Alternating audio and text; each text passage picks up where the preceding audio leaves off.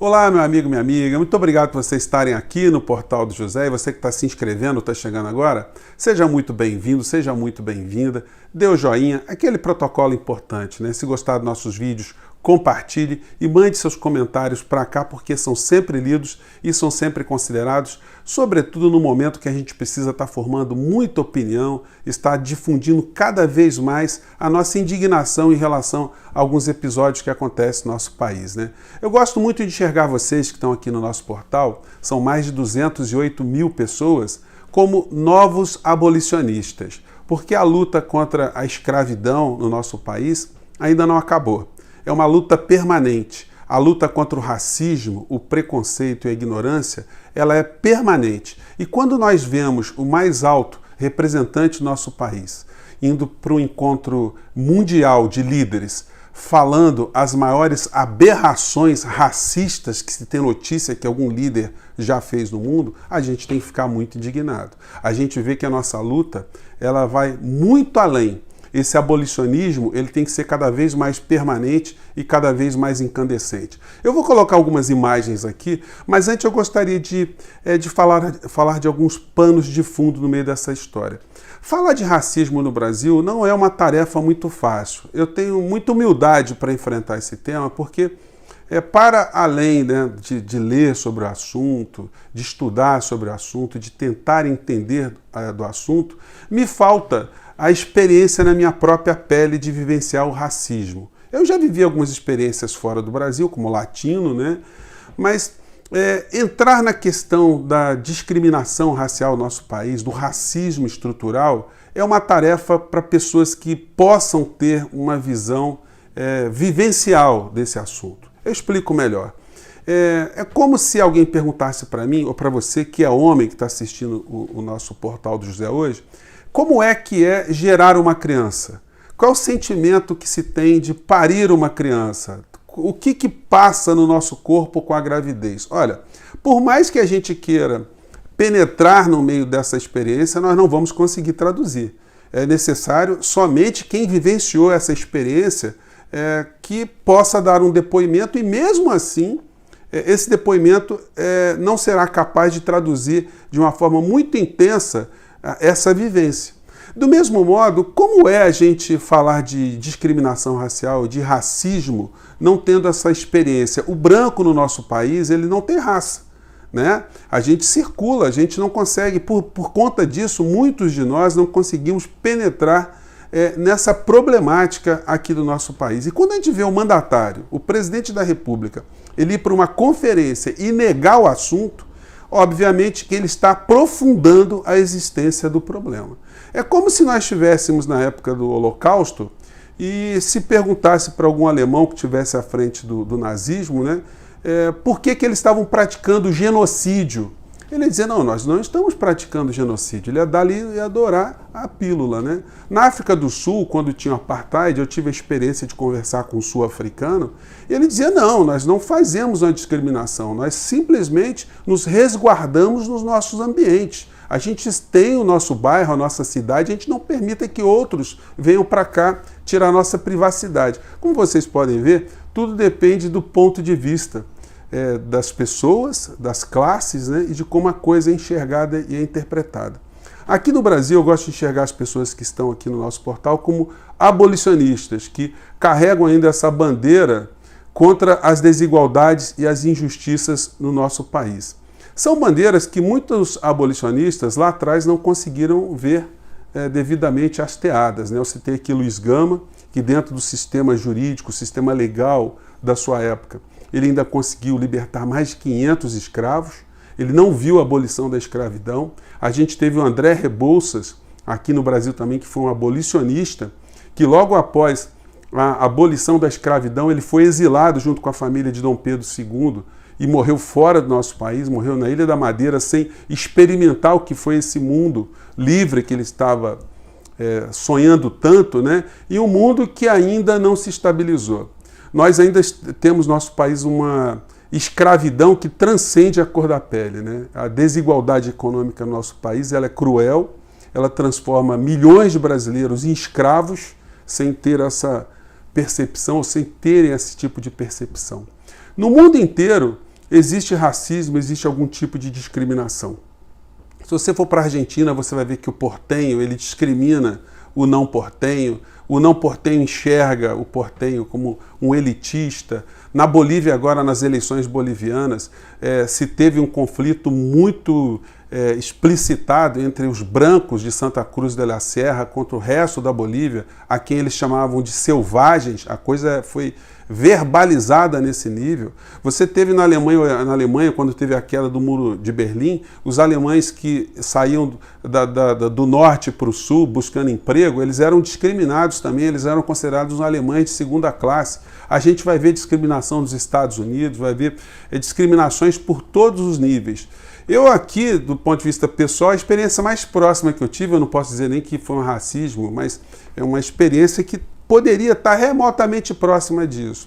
Uma vez eu e um grupo de amigos estávamos indo para a Patagônia, a gente estava indo, enfim, uma viagem e tal, e em Buenos Aires a gente esperou que passaríamos lá um Réveillon muito animado, e a gente descobriu que na Argentina eles não fazem Réveillon, pelo menos como aqui no Brasil, não tinha nada aberto.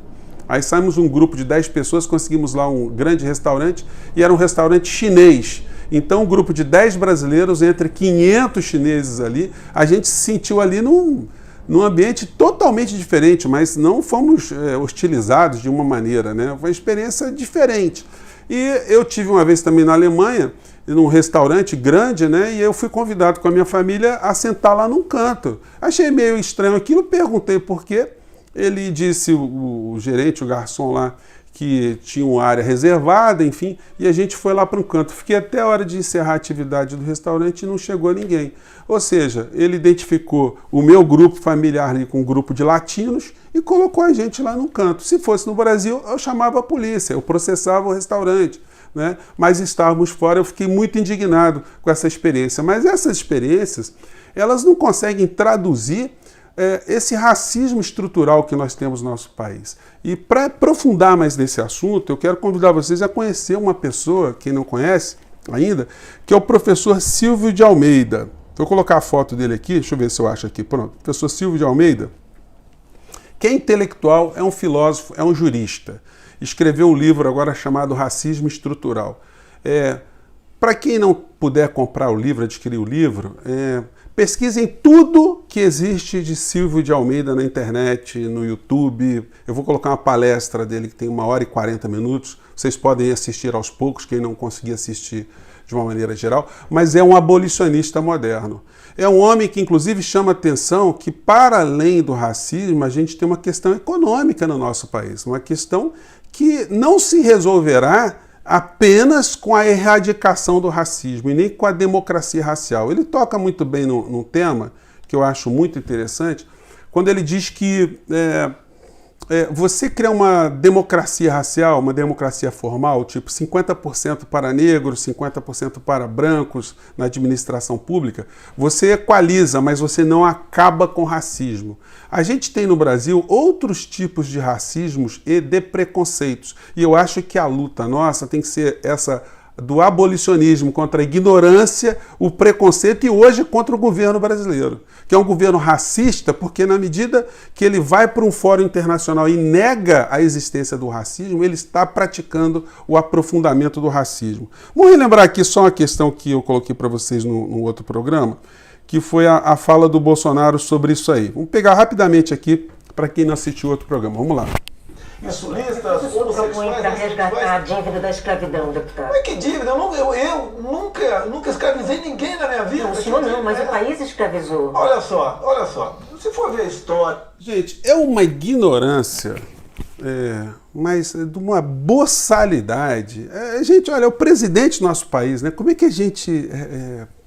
vai conseguir outro tipo de expressões. Mas agora eu vou colocar para vocês isso agora do hoje, desse sábado aqui, dia 21. O presidente vai para um fórum internacional e quebra o protocolo para mostrar o tamanho do seu racismo, o tamanho do seu preconceito, o tamanho da sua ignorância. Acompanhem e acreditem. Vamos lá. Quero fazer uma rápida defesa do caráter nacional brasileiro em face das tentativas de importar para o nosso território tensões alheias à nossa história. O Brasil tem uma cultura diversa, única entre as nações. Gente, eu vou colocar para vocês, eu sei que muita gente não gosta de escutar nem a voz do mandatário, né? Do presidente, entre aspas, mas ele parte de uma teoria conspiracionista. Existe uma conspiração internacional que está querendo introduzir um problema que nós não teríamos. É como alguém negar o Holocausto, negar o apartheid, negar algum tipo de genocídio que está sendo cometido aqui no nosso país, que atinge a Covid, gente, o nosso país, ela também espelha muito essa desigualdade racial no nosso país. Se vocês verem os grupos que estão sendo atingidos, são os grupos de pessoas mais pobres, em sua grande maioria, e dentre esses grupos pobres, os negros são os mais atingidos. O que aconteceu lá no Rio Grande do Sul, o presidente simplesmente passou batido. Ele acha que isso aí é uma conspiração. Estão pegando um episódio policial, tem que reforçar a polícia, enfim. As delegações na ONU nesse G20, ficaram horrorizadas. Elas ficaram assim, abismadas. Elas não entenderam o que o presidente estava falando. Uma coisa fora do protocolo, negando dados, evidências. A ONU fez um documento chamando a atenção desse tipo de distorção mental criminosa que o governo brasileiro patrocina o tempo todo, né? Gente, muitas pessoas, eu vou falar aqui de outros assuntos, né? Mas muita gente pediu para eu citar o nome do filme que eu tinha falado no nosso vídeo anterior, chama Harriet, que também foi um abolicionista, e aí eu vou fazendo esse link, né, gente? Esse filme está disponível, está na net, está em vários canais também. Essas pessoas que lutaram pela erradicação da escravidão, das desigualdades, elas não pensavam que eu aqui estaria conversando com vocês 100 anos depois. A Harriet não sabia disso. A luta dela, vocês vejam como ela transcende. O André Rebouças, quando ele lutou contra a escravidão, ele não pensou que eu estaria aqui com vocês aqui. Um homem que morreu no exílio, né? Lutou pela abolição da escravidão, não viu essa abolição. Luiz Gama, que libertou tantas pessoas, não viu também essa luta, né? Então, gente, a gente tem que lutar, como eu disse a vocês, não só contra o racismo, né? Mas contra essa ignorância abissal que é a mãe de tudo isso. Esse pessoal aqui, ó, que segue o presidente, não vou nem colocar hoje, eles dizem que os comunistas querem a revolução. Então, é esse tipo de situação. E eu quero acrescentar aqui mais alguns relatos aqui desse livro aqui do Barack Obama, que mostra que o racismo que acontece lá nos Estados Unidos e que é perceptível também em várias partes do mundo, ele não vai acabar de uma hora para outra. É necessário que quanto mais pessoas estiverem engajadas, mais a gente vai conseguir progressos. E como diz o poeta, né, algumas sementes que a gente está plantando agora gerarão árvores cujas sombras a gente não vai poder descansar. Mas a gente vai ter gente falando da gente lá na frente. Vai ter gente usufruindo de direitos e de um mundo bem melhor por conta de pessoas como você que está aqui no nosso portal, de outras que vão se somando, outras que vão chegando em outros portais, em outros canais, pessoas que vão criticando o comportamento genocida, comportamento racista, comportamento discriminatório de pessoas que estão num governo como o governo brasileiro. Atuar, portanto, contra o racismo é lutar contra a injustiça social, contra o preconceito, contra a ignorância, contra a burrice, contra o crime e contra a má-fé a serviço de pequenos grupos. Gente, espero ter jogado algumas questões para o nosso papo de hoje, e a gente não deve perder jamais a nossa capacidade de se indignar contra as injustiças e de lutarmos cada dia mais pela abolição dos brasileiros no nosso país, independente das questões tão cruciais que nos incomodam, que nos atordoam, que estão tão numa corrente contrária, né? Vamos juntos, gente. Um grande abraço, até o nosso próximo vídeo. Tchau!